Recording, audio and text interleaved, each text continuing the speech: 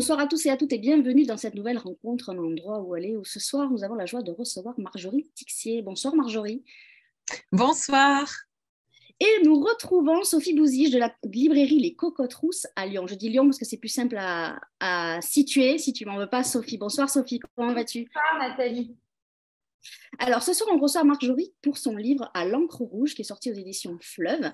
Avant de vous laisser discuter toutes les deux de ce livre, je vais rappeler à nos amis participants qui peuvent poser des questions à Marjorie par mon intermédiaire et je me ferai un plaisir de venir vous poser Marjorie à la fin de votre sublime entretien avec Sophie.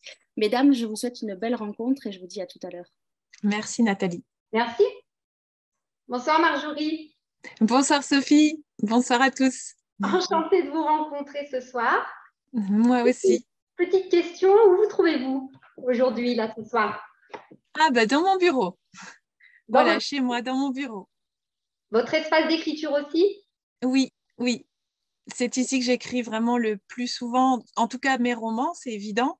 La poésie, ça peut être plus itinérant, mais les romans, c'est quand même toujours dans ce bureau précisément. D'accord, donc vous me tendez la perche pour vous présenter. Donc vous êtes professeur de lettres modernes, je crois. Oui. Vous écrivez de la poésie, vous écrivez également du roman. Donc aujourd'hui, on va s'intéresser tout particulièrement à l'encre rouge, votre troisième roman, qui arrive après Un matin ordinaire, qui est sorti en 2020, et puis Un autre bleu que le tien, qui est sorti peu de temps après, en 2021, et qui était en sélection prix Filigrane, et également Grand Prix des lecteurs 2023 en format pocket. Oui, oui, oui. Alors, pour la petite histoire quand même, vous dire que c'est la première fois que j'ai eu l'opportunité de vous lire, puisque je n'ai pas lu vos précédents titres, et que c'est un plaisir pour moi de faire cet échange. J'ai découvert un style exigeant et des sujets intrigants et brillamment conduits et construits. Donc, on va voir ça tout de suite en détail. Je vais remettre un petit peu en contexte l'histoire. Nous sommes dans les années 70-80, au démarrage du texte, dans le Nord. Une famille d'aubergistes qui vit à l'Estaminet, près de Castel, pas très loin de Lille non plus. Oui. Pierre, Jeanne, un couple bienveillant, aimant à la ville et aussi au travail, solide et solidaire, et leur fille, Diane. Une famille sur le papier, pour commencer. Et puis Diane, nous la découvrons petite, jeune, belle, libre. Première scène à bicyclette, gambette à l'air, belle bouclée blonde, une jolie petite fille. Elle a des parents qui sont besogneux mais affectifs. Mais le temps manque un peu aux parents pour l'accompagner correctement. Elle rêve d'être chanteuse, Lisanne. Et elle souhaite briller un peu en pleine lumière. Et très vite, en fait, elle va rencontrer un jeune homme et se retrouver enceinte. Cet enfant, elle va décider, après avoir hésité, de le garder. Cette jeune fille, elle va être prénommée, sa fille va être prénommée. Alors, dites-moi si je prononce bien, Jolene. Je pense que c'est au lecteur de décider. Vraiment, on a le choix pour le coup. Nous amener par moments à jouer aussi sur les consonances et les syllabes, exactement. la façon dont on nomme les personnes dans votre texte. Oui.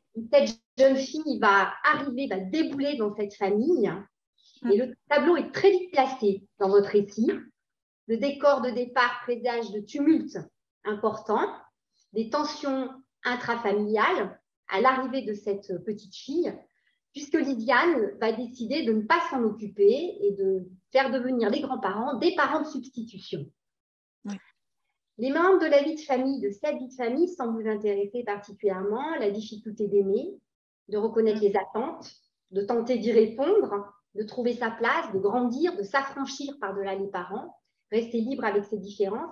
Une famille, finalement, Marjorie, c'est quoi pour vous? C'est une vaste question. Hein. Je pense qu'il y a autant de familles que de familles. Mais peut-être qu'à travers mes livres, j'explore aussi la possibilité que la famille soit quelque chose de plus large que le cercle familial lié au sang directement. En tout cas, je pense que Jolene choisit une mère qui n'est pas sa mère, entre guillemets, directement, puisqu'elle ne reconnaît pas Lysiane effectivement comme sa mère, et elle va plutôt choisir sa grand-mère. Donc, peut-être que la famille... clairement, en tout cas, la famille très, très proche, c'est la famille de ceux qui se reconnaissent, qui se comprennent et qui s'accompagnent vraiment de manière bienveillante.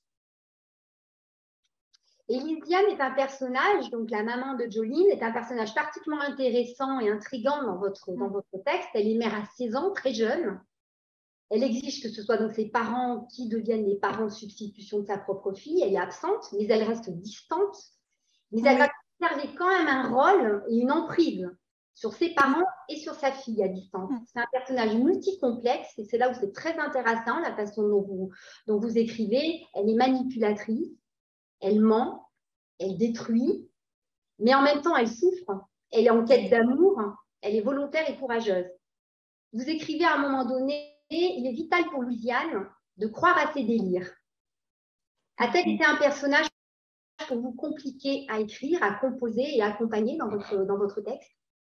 Oui, c'est un personnage qui est difficile, qui a été difficile à écrire aussi parce qu'il est bon, d'abord complexe, mais aussi très sombre, et qu'en effet, on peut très vite le juger très négativement. Et la tentation pouvait être d'arrondir un peu certains angles, etc. Et en fait, ce n'était pas possible par rapport à l'écriture et par rapport au caractère de ce personnage, en fait, parce qu'elle a sa propre logique. Je pense qu'elle n'a pas forcément conscience d'être aussi destructrice pour les autres et pour elle-même, je trouve. Elle est enfermée vraiment dans une logique qui est la sienne. Et en fait, comme elle n'arrive pas véritablement à s'ouvrir aux autres, elle est persuadée que ce qu'elle fait, c'est forcément toujours bien. Et elle voit pas, elle n'a pas vraiment conscience des conséquences de ce qu'elle fait. Elle est enfermée dans un rêve, dans une image qu'elle a d'elle-même, dans une ambition. Et en fait, à partir de là, en fait, elle a une espèce d'obsession qui la guide et qui fait que pour elle, tout est toujours justifié par cette obsession qu'elle nourrit.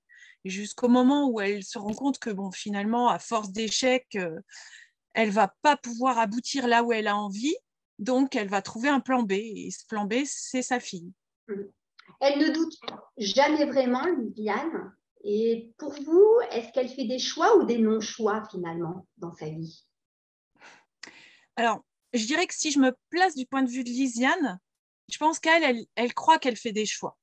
Dans sa perspective, elle fait des choix, d'abord parce qu'elle part, parce que d'abord elle décide elle ne veut pas garder l'enfant, elle négocie avec sa mère, elle se laisse attendrir, et puis il y a surtout qu'elle réagit en fait, elle est toujours en réaction, elle est vexée, elle est blessée, en fait, dès qu'elle est touchée dans son orgueil ou dans sa personnalité profonde, dans son ego, elle agit. Et pour elle, ce sont des actes forts et des marques vraiment de liberté.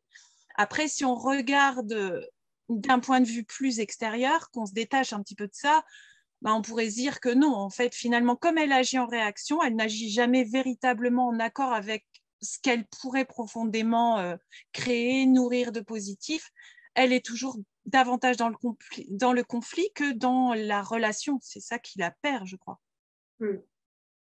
Alors, loin de Lysiane, en fait, qui devient serveuse à Lille, on va un peu avancer un peu dans votre récit. En fait, Pierre, Jeanne et Jolene vont vivre sereinement et agréablement à l'estaminet, poursuivant leur vie d'aubergiste. Jolene, elle est scolarisée, on la voit grandir, s'épanouir. Elle apprend à lire, écrire. Elle a une relation aussi douce et assez, on va dire, aimante avec sa maîtresse. Elle grandit bien, elle rentre au collège, elle est pleine de vie finalement, cette jeune fille. Elle découvre la musique, elle commence à jouer des notes, à composer au clavier numérique. Et finalement, c'est bien trop joli, tout ça, bien trop heureux pour Lysiane, sa mère, qui va, le joli qu'elle n'a pas eu, en tout cas c'est comme ça qu'on peut le ressentir, et qu'elle décide de subtiliser aux autres à un moment donné. Donc Lysiane va passer son temps à stopper le joyeux de ses parents et de sa propre fille, à souffler le chaud, le froid, sa marque de fabrique. Et elle va décider à un moment donné, alors qu'il s'en occupe au quotidien depuis des années, revirement de situation, rupture brutale, chaos familial. Elle va détruire l'ordre fragile établi depuis de nombreuses années et elle va exiger de reprendre en fait Jolene et de s'en occuper et de l'amener avec elle à Lille. Alors, est-ce que la question que je me suis posée quand même, parce qu'il y a quand même tout un travail sur le personnage de Jolene qui, elle, va malgré cet arrachement-là, va rassurer ses grands-parents.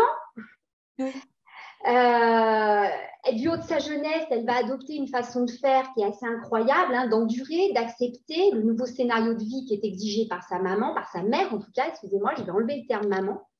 Donc il y a une psychologie, c'est Jolene aussi, qui évolue au fil du roman. Elle capte les événements à chaque âge et elle va à chaque âge protéger les personnes qui se doivent d'être protégées. Est-ce que vous avez travaillé sur des cas précis, des profils psychologiques un petit peu difficiles pour les nourrir et pour accompagner aussi bien justement la façon de faire de chacun de vos personnages d'un point de vue psychologique justement?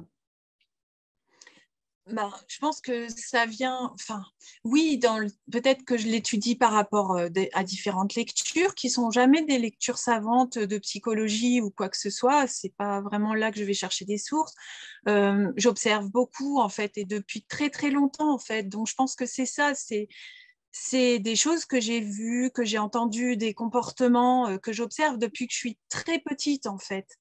Et que finalement j'explore après dans mes livres et qui se retrouvent comme ça dans la psychologie des personnages.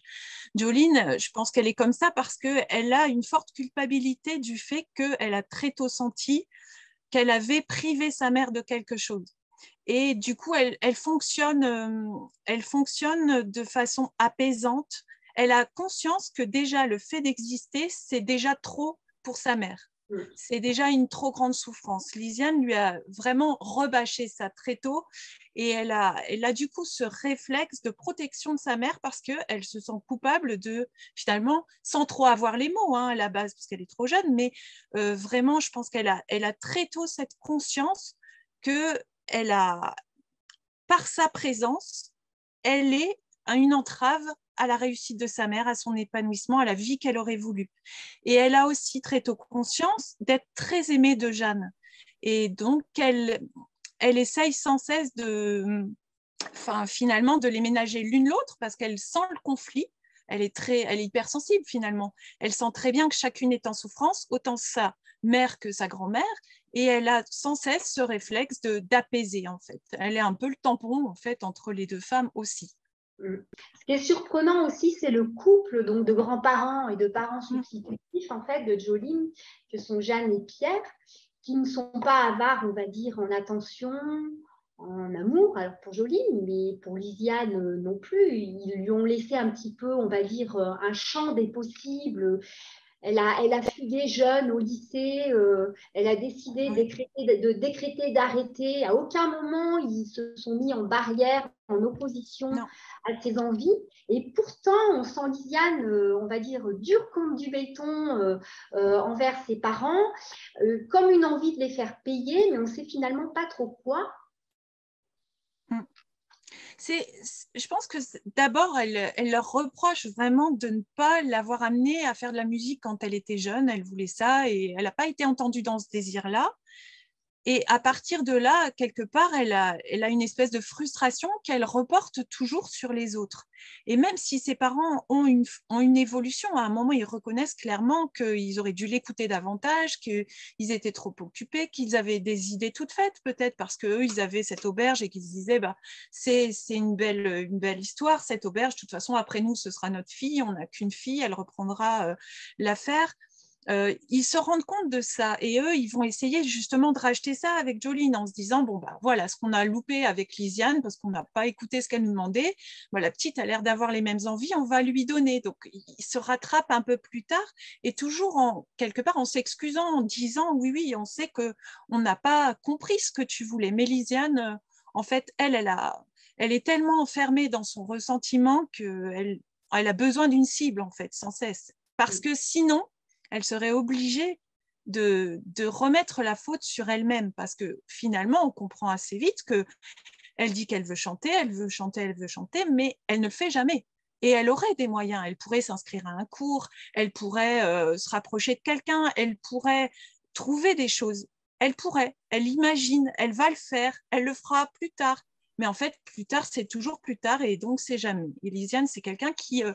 je pense qu'il y a comme ça des personnes qui ont des rêves et qui parlent de leurs rêves, qui les rêvent à l'infini sans jamais les réaliser. Et pour moi, elle incarne un petit peu ce profil-là.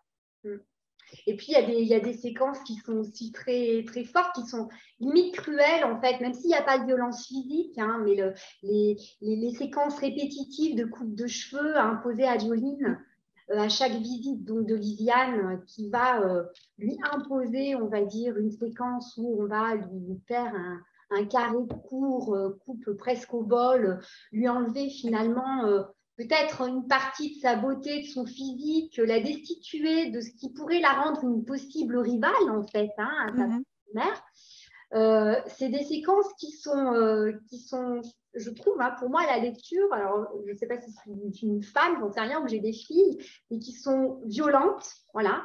Et à ce moment-là aussi, je me suis interrogée sur le couple de parents de Lisiane, qui, en fait, sous couvert d'aimer et leur petite fille et leur fille, ne pas arriver à intervenir et à se placer au bon endroit dans des séquences comme celle-ci où finalement ils auraient pu très bien rester des parents pour Lisiane et faire acte d'autorité sur elle à ce moment-là, en fait. Donc, comment vous expliquez aussi justement que ces parents qui semblent quand même avoir la tête, on va dire, sur les épaules et agir et dire certaines choses quand ils ne sont pas d'accord. D'ailleurs, ils progressent dans le récit, hein.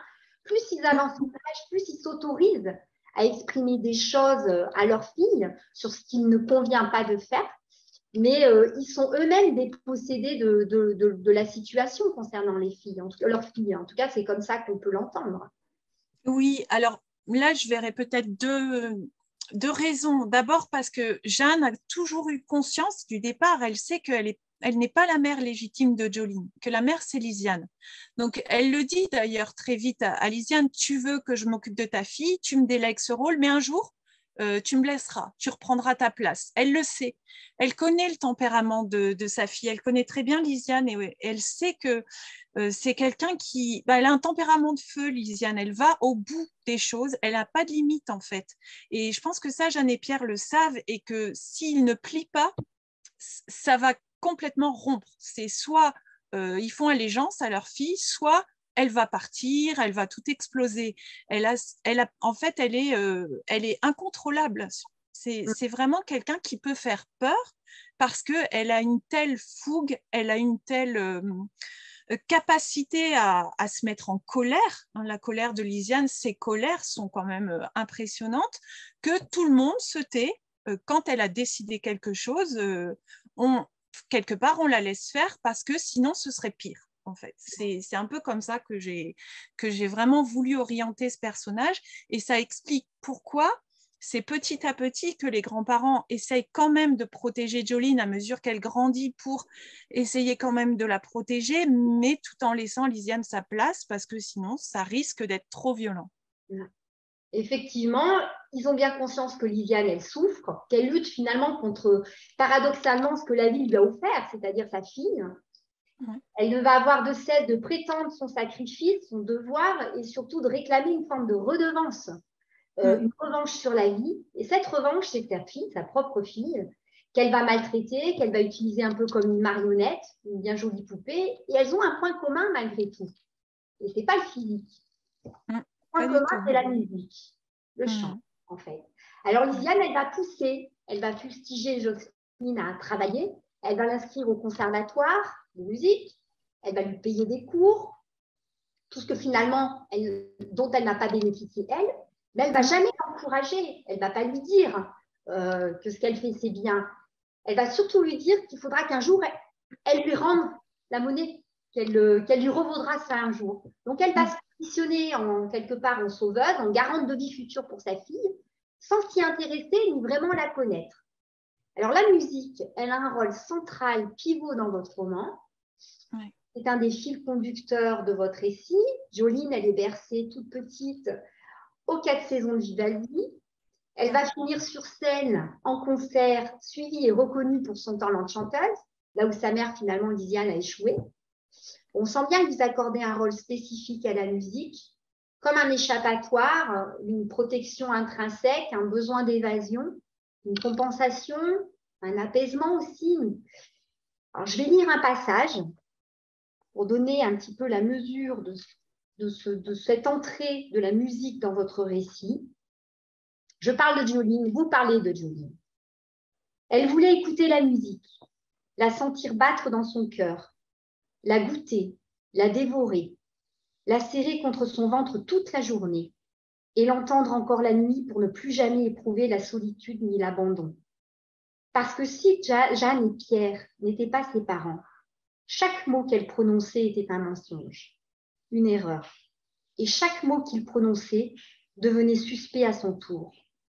Si autour d'elle, tout semblait flou, incontrôlable et sans repère, la musique, au contraire, se passait de logique et de vérité pour se nourrir d'émotions. Elle devint ainsi son refuge, un espace de liberté où ses longs cheveux pouvaient onduler et se laisser tresser par des mains aimantes. Un lieu où elle se réinventait ailleurs que dans l'entrelac des relations complexes qui détraquaient sa famille. Quelle place tient la musique dans votre vie? Ah, ben, elle est essentielle pour moi aussi.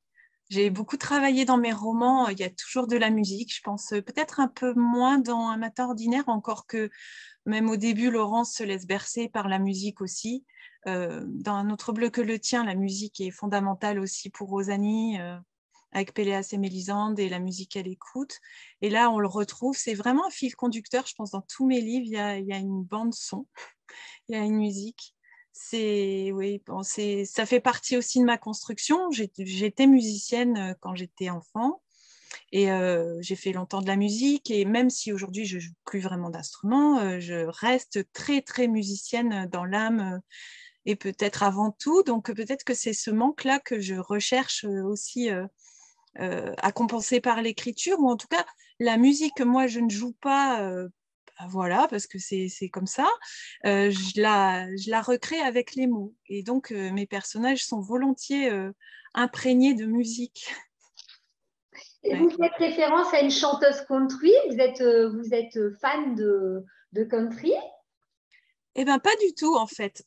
C'est un hasard parce que au moment où j'ai commencé l'écriture du livre, donc ça devait être, je crois, en 2020, quelque chose comme ça, l'été 2020, c'est mon neveu qui m'a fait découvrir cette chanson par hasard. Il l'avait écoutée, il l'a trouvée jolie et surtout, à l'époque, il cherchait un prénom pour leur future fille. Il disait « Ah, Jolene, c'est joli, bon. » Et puis ensuite, je lui ai demandé, je lui ai dit « Mais est-ce que tu comptes finalement appeler éventuellement ta fille comme ça ?» ou c'était... Il me dit « Non, non, tu peux y aller, tu peux t'en servir. » Il avait bien compris que...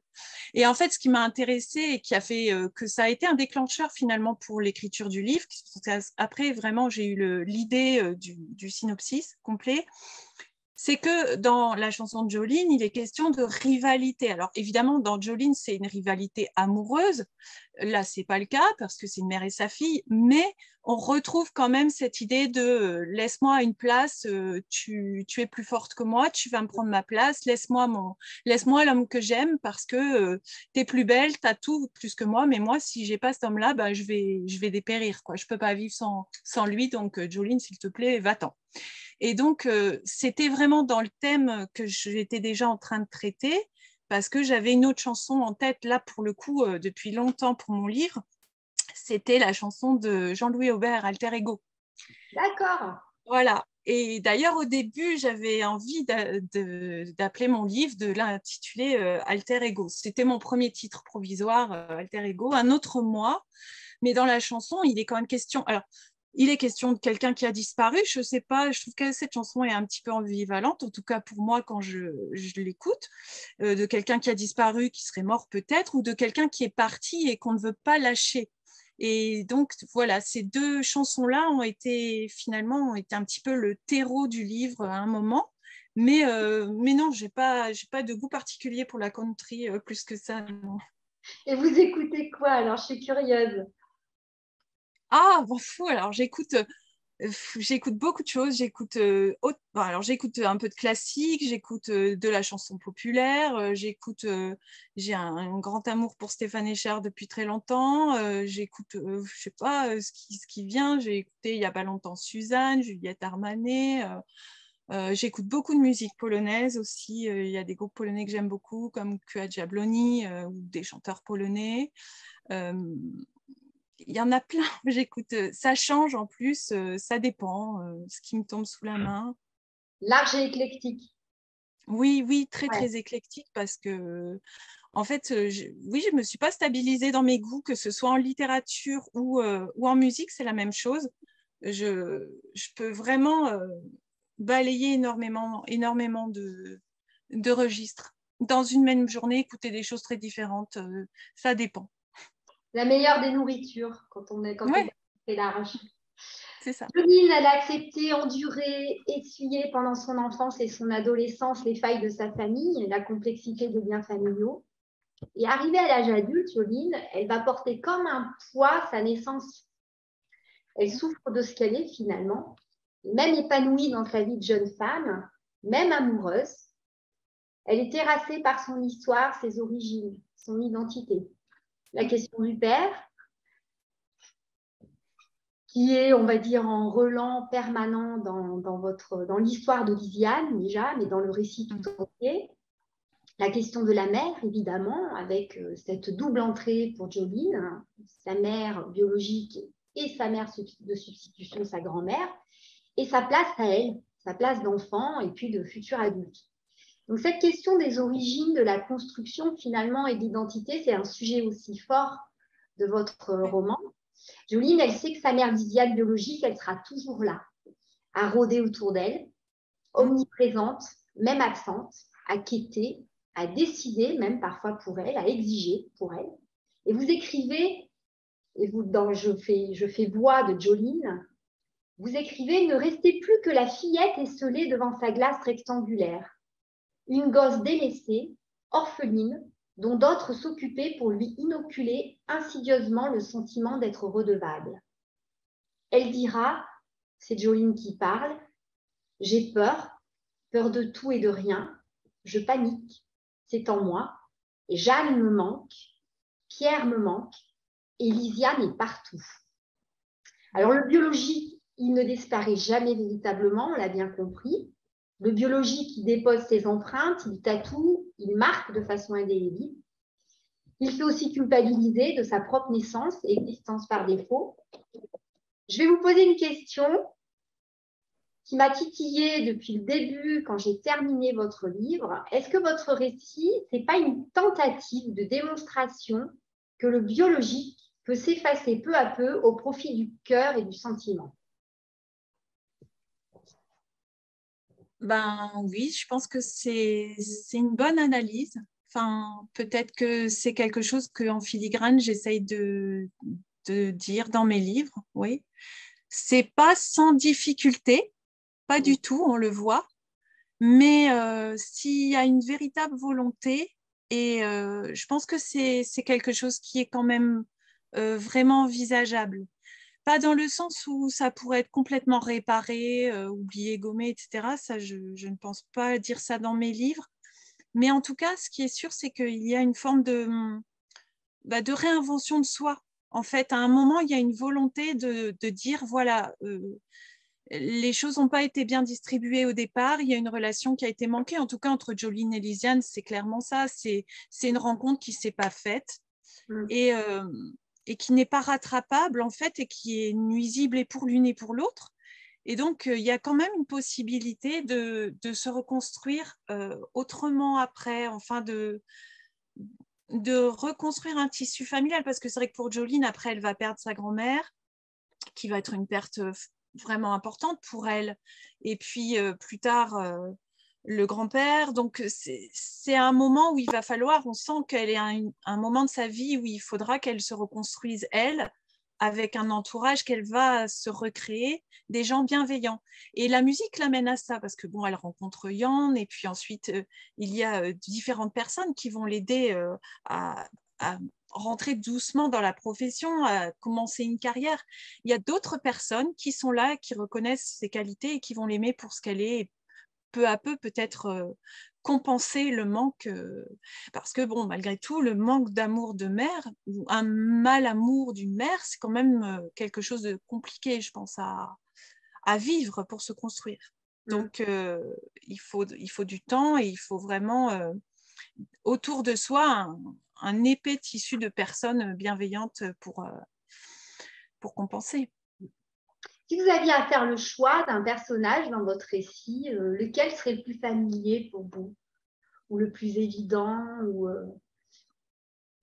Dans ce livre, le plus familier, je pense que c'est Jolene qui est plus familière pour moi dans ce livre, parce qu'elle elle est musicienne comme moi, et puis elle va vers l'écriture, elle va vers la littérature, c'est quelqu'un qui est complètement habité par la création, par l'art, par la quête de la beauté.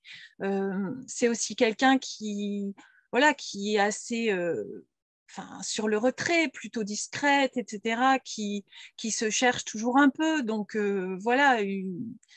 oui, là, je me retrouve davantage dans ce personnage-là, moi, en tout cas, si c'est le personnage peut-être que je pourrais connaître le mieux dans mon intériorité, mais en même temps, il y a, je pense aussi dans mes personnages, toujours quelque chose que je peux rapprocher à moi. Et ça, c'est assez troublant, je trouve, dans l'écriture au fur et à mesure, c'est de me dire que quand j'écris, en fait, par moment, je me sens un petit peu chacun de mes personnages, autant dans le positif que dans le négatif aussi, parce que on explore toujours, on est à multiples facettes. Après, il y a des choses qu'on va essayer de dompter, qu'on va essayer on va lutter contre certaines parts d'ombre qu'on a en nous ou ne pas vouloir les admettre. Mais je pense que voilà, le fait d'écrire, ça nous met face à tout ça. Et voilà, il y a quand même toujours des petits moments où je me sens proche de la quasi-totalité de mes personnages. Vous avez fait le choix ou le non-choix, je ne sais pas comment le formuler, donc de nous laisser un petit peu en suspension. D'une part, Jolene, elle a la possibilité, l'opportunité dans ces choix qu'elle fait de croiser son père biologique. Voilà. Et puis, dans sa vie amoureuse, est évoquée également la question d'un enfant. Et elle dit clairement qu'elle ne souhaite pas d'enfant. Et vous nous laissez un peu en suspension sur sa relation avec son père. C'est, on va dire, quelque chose de choisi, c'est-à-dire de nous laisser après tout nous imaginer le champ des possibles pour Jolene dans sa vie d'adulte, savoir si elle va pouvoir dépasser les contraintes qui sont les siennes. Est-ce que c'était un peu votre idée ou éventuellement imaginez-vous comme il serait possible finalement une suite à cette histoire? Ah, non, alors j'imagine pas de suite du tout à ce livre-là. Oui, les deux, alors que ce soit le sous-entendu pour Jolene qui à un moment dit qu'elle dit qu'elle n'aura pas le désir d'enfant, ou le choix de laisser la relation avec le père en suspens, je pense que oui, ça laisse des respirations aussi pour le lecteur, de la laisser aussi parce qu'elle est encore jeune en fait à la fin du récit. Ce qu'on peut peut-être dire, c'est qu'elle a réussi à s'affranchir de l'emprise de sa mère et qu'elle va se construire, elle, à part, que la musique sera toujours un moyen pour elle d'évoluer dans sa vie. Après, voilà, je pense qu'elle est très jeune, qu'elle a le temps de cheminer et puis que sa vie est très ouverte encore. Donc, voilà, je trouve que c'est bien de laisser quand même un peu d'ouverture et de ne pas vouloir tout fermer sur ce personnage à un moment où bon, elle peut encore évoluer. On peut dire parfois à un moment de sa vie, non, je ne voudrais pas ceci, et puis plus tard, par à la faveur d'une rencontre ou de quelque chose qui vient nous faire un électrochoc, remettre en question des convictions qu'on a eues, peut-être aussi parce qu'elle évoluera, peut-être parce que la relation avec son père s'apaisera et qu'on peut imaginer plein de choses. Et voilà, je pense que c'est bien de laisser cette ouverture quand même.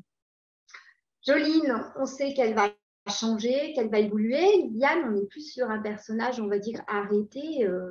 Oui. Et moi, c'est quelque chose qui me déstabilise énormément dans cette idée de non-progression ou de non-possibilité de changement, en fait.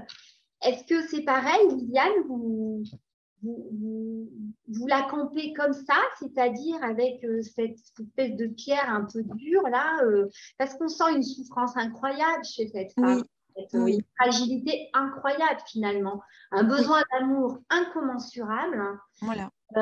Et qu'elle n'a jamais réussi finalement. Il est question de porte, d'ouverture, c'est être en capacité d'ouvrir les portes ou pas et d'accueillir. Et j'ai beau chercher, je ne vois pas dans votre roman un moment où finalement elle a pu se retrouver à un moment donné en possibilité même minime de pouvoir ouvrir une porte. Oui. C'est quelque chose, on va dire, d'irrémédiable pour vous?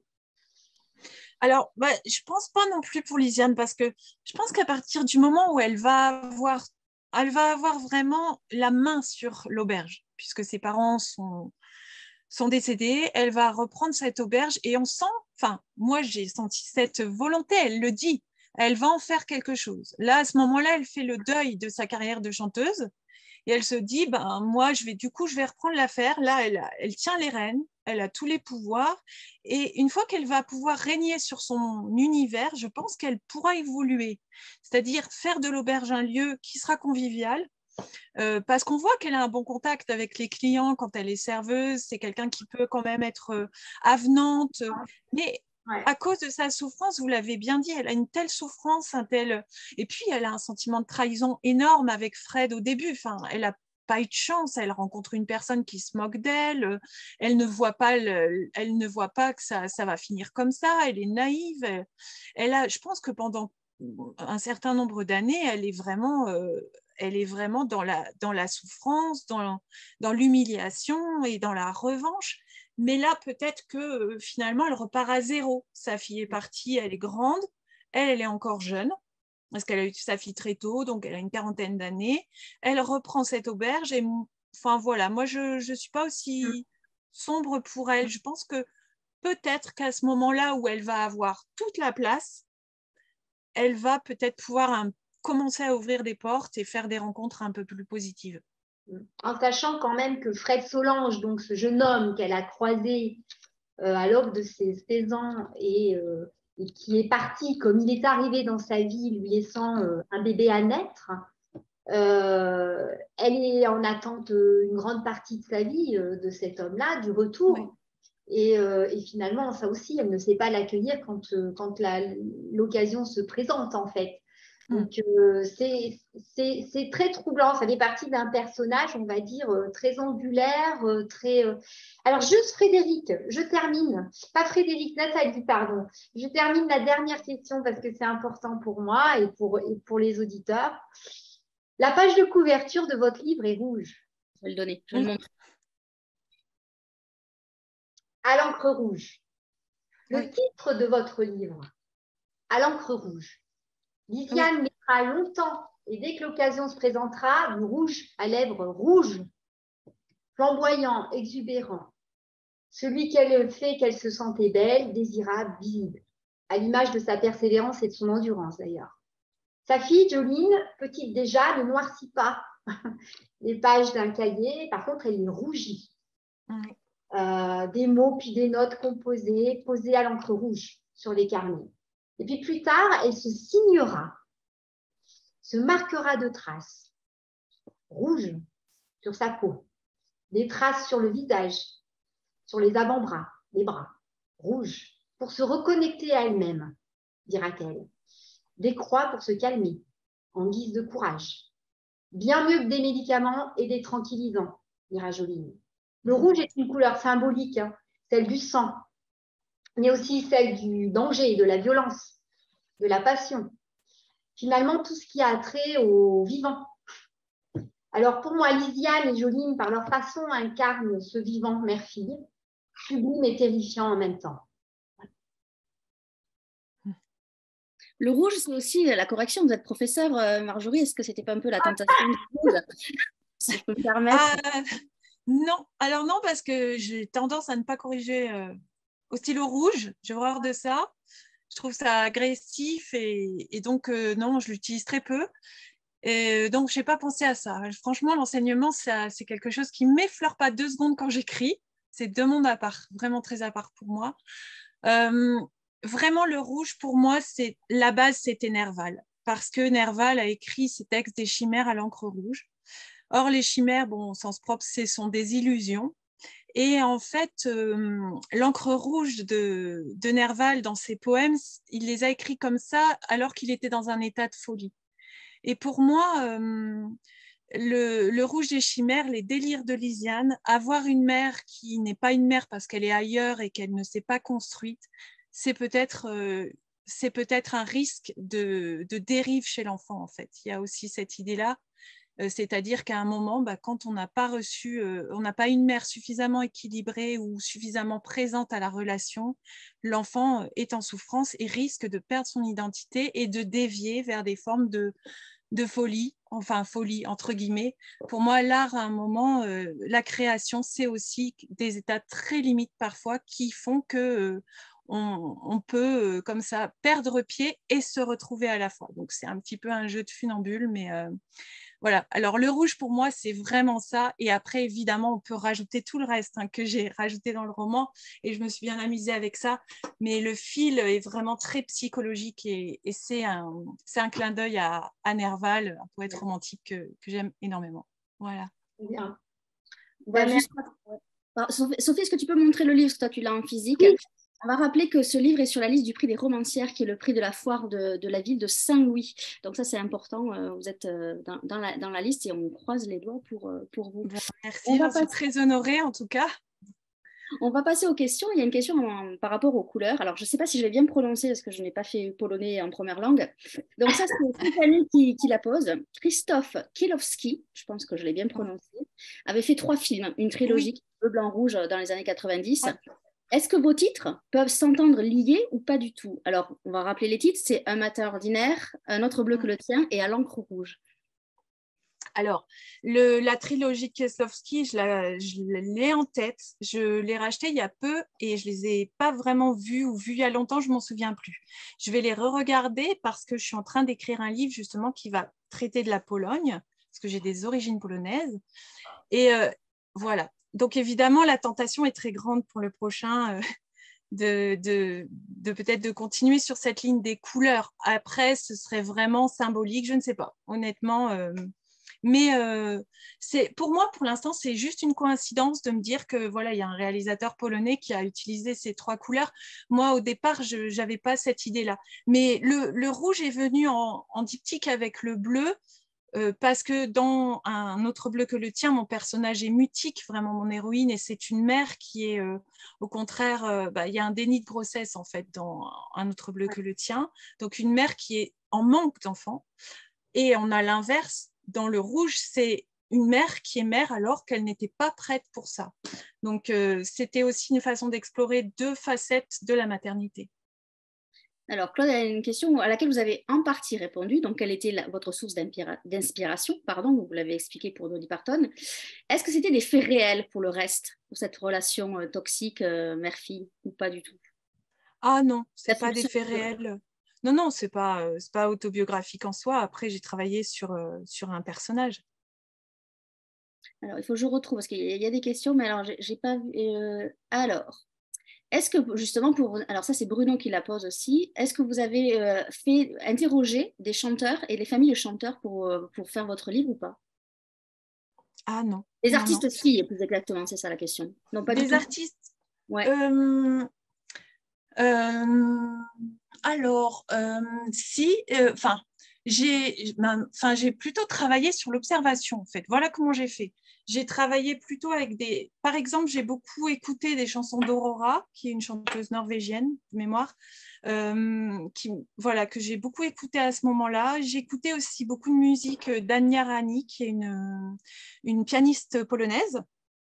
Et puis aussi, j'ai la fille d'une amie qui est chanteuse, et Sophia Djebel-Rose, elle s'appelle. Et j'ai pu la voir sur scène et discuter un petit peu avec cette amie de sa fille, de son chant, et puis voilà, l'écouter chanter aussi. Ça a été des sources d'inspiration pour moi, pour Jolene. Peut-être mes 3 sources principales. Oui. Alors, Louise, elle, c'est la littérature dont elle veut parler.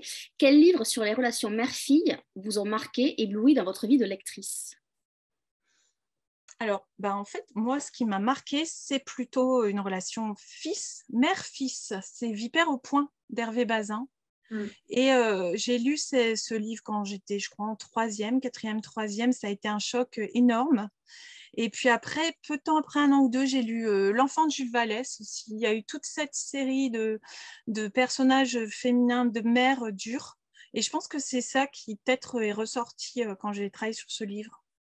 Vous voulez dire que Folcoche était sur votre épaule quand vous écriviez? Oui, ça a été vraiment un personnage, je pense, qui m'a beaucoup marqué quand j'étais adolescente. Ouais. Je crois qu'elle a Ouais. marqué beaucoup de monde, hein, Folcoche. Oui, On ne peut pas et l'oublier. la révolte, en fait, la révolte aussi du garçon, parce que oui, il a cette capacité à tenir tête cette haine. Et en même temps, moi, ce qui m'avait beaucoup marqué, c'est la fin du roman, quand il dit, oui, bon, c'était la haine, mais au moment de mourir, elle est revenue vers moi. Et ça m'avait... parce que on voit le lien, on voit et on le ressent chez Lisiane, c'est qu'il y a un rejet, mais il y a quand même un attachement, et il y a quand même de l'amour derrière tout ça. Moi, ce qui m'a marqué dans votre écriture, c'est que vous êtes un auteur qui bouscule son héros principal, un de ses héros principaux. Est-ce que ça a été compliqué justement de le bousculer, de le violenter? Alors, violenter, c'est peut-être un peu fort. Pourquoi ce parti pris? Parce que moi, je vous le dis tout de suite, je l'ai détesté. Hein. J'avais envie de la claquer du début jusqu'à la fin. Aucune empathie. Hein. Moi, j'y vais clairement. Oui. Mais c'est particulièrement réussi. On la déteste, quoi. Non, c'est pas vrai, je suis pas d'accord. Voilà, c'est là que je pense qu'on peut vraiment voir des réactions très différentes, parce que déjà dans les premiers retours de lecture des lecteurs, des blogueurs, etc., je vois que les gens réagissent de façon très différente. Moi aussi, au départ, mon éditrice, quand elle m'a dit mais ton personnage, il est vraiment noir, on l'aime pas du tout, moi j'ai été mortifiée. Je me suis dit mais comment ça non, elle a aussi des choses qui faisaient que moi, je trouve elle peut avoir des côtés très positifs dans son énergie. Malheureusement, je me dis, elle n'a pas eu de chance non plus. Elle n'a pas eu les codes, elle vit à la campagne, elle n'a pas été formée pour comprendre tout ce qu'il y avait derrière. Elle se berce d'illusions parce que simplement, elle n'est pas dans la réalité et elle n'a pas tellement le moyen de l'être.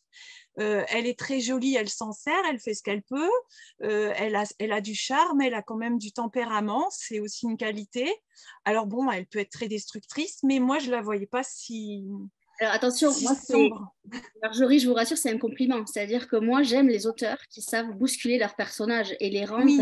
pas évident. Et là, ça veut dire que c'est très réussi. Si moi j'ai eu ce rejet pour ce personnage, c'est que c'est réussi. Je dis pas qu'elle a que des mauvais côtés, parce que forcément, la pauvre, c'est pas facile pour elle, mais je vais pas trop en dire. Sophie l'a déjà bien détaillé, mais c'était un compliment sur votre écriture. Ça veut dire que le personnage est vraiment réussi, quoi.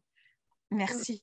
Mais oui, après, de toute façon, voilà, moi, je ne la voyais pas si sombre, mais à un moment, j'ai fait le choix quand même de traiter un personnage qui était quand même pas aussi doux. Peut-être aussi que c'était une volonté de ma part, parce que j'avais travaillé des personnages qui étaient extrêmement sensibles et doux dans Un autre bleu que le tien, et même dans Un matin ordinaire, j'avais tendance, toujours à travailler sur des personnages qui étaient voilà, sympathique, hein, de qui on pouvait facilement être empathique.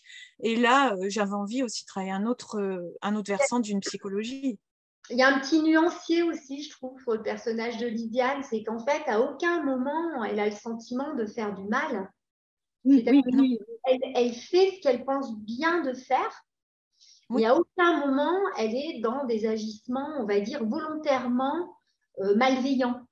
Et c'est là où je trouve que c'est un nuancier intéressant, c'est-à-dire que en fait, elle essaye de faire comme elle pense bien de faire et juste de faire. Alors pour elle en priorité, mais aussi pour sa fille et aussi par voie de conséquence pour ses parents. Oui. Il n'y a pas de malveillance, on va dire, volontaire, c'est ce que je veux dire en fait. Alors, Caroline ne vous a pas lu, a envie de lire, parce elle vous a écouté toutes les deux.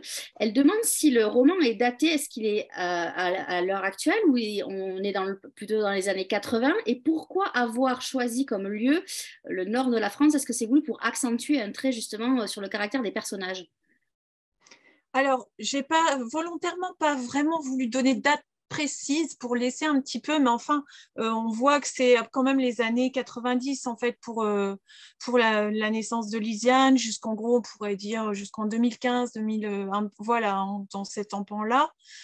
Et le Nord, les Flandres, alors, je sais pas, c'est l'image qui m'est venue en fait. Quand j'ai vu Lisiane, je la voyais vraiment dans les Flandres. J'avais ces paysages-là que je connais plutôt bien. Et puis, j'avais envie d'un lieu qui soit reculé, une campagne, pour justement que le personnage puisse se construire dans cet isolement, cette naïveté et puis cette frustration aussi. Donc ça veut dire qu'on aurait pu le transposer dans les années 2020 aussi. On aurait pu, je pense que ce qui fait la différence, en fait, peut-être que ce qui a été des repères, ça a été les titres que je voulais mettre en valeur dans mon livre, parce que je voulais parler quand même de Jolene, je voulais parler d'Alter Ego, donc de Jean-Louis Aubert, donc ça a été des contraintes fortes au niveau peut-être de la temporalité pour moi, et puis aussi, je pense que c'est bien que c'était la limite, parce qu'il fallait quand même que Lisiane ait une certaine forme de naïveté que les jeunes filles d'aujourd'hui ont peut-être moins, je trouve. Parce qu'on est quand même, voilà, aujourd'hui, l'information circule davantage. Je pense que les filles sont quand même plus préparées, connaissent mieux leur corps à l'adolescence, alors que Lisiane, on voit qu'elle est encore vraiment dans un cocon où, elle n'a pas eu vraiment toutes les informations qui auraient été nécessaires à son épanouissement quand même. Donc, je trouve que là, les années 80, 90 restent encore des années où, on pouvait être assez... dans une petite bulle d'ignorance et rester naïve assez longtemps, quoi. Ouais. Marjorie, est-ce que vous pouvez nous donner un conseil de lecture? Écoutez, oui, je pourrais vous en donner 1000. Mais là, je vais vous donner mon dernier coup de cœur. Il date il y a 15 jours. Et en fait, c'est un livre que j'ai lu. Alors là, pour le coup, voilà, Le jeu de la dame. Mais j'ai passé un moment de lecture magnifique. Je l'ai lu à Buenos Aires, dans l'avion, là.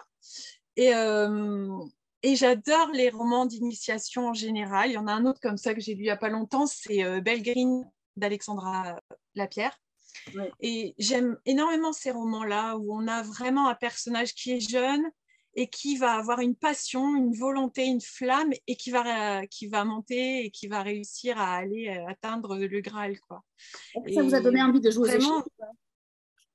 Alors, ça m'a rappelé que j'avais joué aux échecs beaucoup quand j'étais lycéenne. Heureusement que j'avais joué un peu, ça aide quand même pour comprendre le livre. Mais non, mais après, voilà, avoir quelques rudiments du jeu, ça aide notamment pour apprécier ces scènes où il raconte vraiment les parties, les coups, etc. Bon, après, mais puis j'ai beaucoup aimé aussi la question de justement de l'enfant orpheline qui se retrouve dans cet orphelinat, qui est finalement intoxiqué avec des drogues pour se calmer, pour calmer l'anxiété, qui doit aussi lutter contre tout ça, contre sa nature, son anxiété. J'ai trouvé que c'était un personnage qui était fascinant. Et cerise sur le gâteau, il y a quand même une Jolene dans le livre, ce qui était assez amusant parce que prénom que j'avais jamais rencontré en littérature, et depuis que j'ai écrit mon livre, je trouve des Jolene. Donc il y a une Jolene aussi dans Le jeu de la dame. Marjorie, il ne vous reste plus qu'à regarder la série sur Netflix. Oui, alors ça, il paraît que c'est bien aussi. Donc, ouais, il va falloir. C'est très, très beau. Moi qui joue aux échecs, les parties sont vraiment extra. Ouais. C'est dans la collection Totem chez Gallmeister. Je remettrai la référence. Oui. Sophie, vite, un conseil de lecture là, comme ça, un libraire. Je me lève 2 secondes. Dans les cartons. Les libraires ne sont jamais au top quand on leur demande au pied levé un conseil de lecture. C'est quand même dingue. C'est parce qu'il y en a trop. Vous avez trop d'idées. Non, il y a trop d'idées. Hein. En tout cas, votre précédent roman est sorti chez Pocket. J'en profite pour le rappeler. Ouais. Comme ça, vous pouvez aller en librairie le chercher. Donc, vous pouvez aller chercher À l'encre rouge, donc aux éditions Fleuve, ou alors Un autre bleu que le tien qui est sorti aux éditions Pocket. Sophie, alors vas-y. C'est pas récent. America, donc écrit à 4 mains de Ludovic Manchette et Christian Niemek, qui nous ramène dans les années 70 aux États-Unis. On fait un périple entre l'Alabama et Philadelphie avec une jeune fille, encore une fois, qui a l'âge de Jolene, en fait, une quinzaine d'années et qui fugue. Et qui va rencontrer toute une série de personnages en voiture, en bus, un ancien soldat du Vietnam. Elle va rencontrer Bruce Springsteen, qui n'est toujours pas connu. Donc, elle va voyager avec un groupe de hippies, avec un groupe de... Donc, on découvre... voilà, c'est un décor de l'Amérique des années 70, vu par une jeune fille qui fugue et qui est en quête d'une liberté aussi jolie que futile, finalement. C'est un excellent à lire. C'est un très, Ça très sort en poche en mars. Et ça sort en poche au mois de mars, etc. Vous pouvez y aller les yeux fermés. C'est un voyage super. Voilà. Aussi aller sur À l'encre rouge, les yeux fermés aux éditions Fleuve. Un grand merci Marjorie d'avoir été avec nous ce soir, ainsi que Sophie. Nous, on se retrouve jeudi. Merci Marjorie. On prendra la direction de la Belgique où on recevra Dominique Van Cotem pour Réparer les silences aux éditions Genèse. Mesdames, je vous souhaite une belle soirée, longue vie à l'encre rouge et à très bientôt. Merci. À bientôt. Bonne soirée, à bientôt.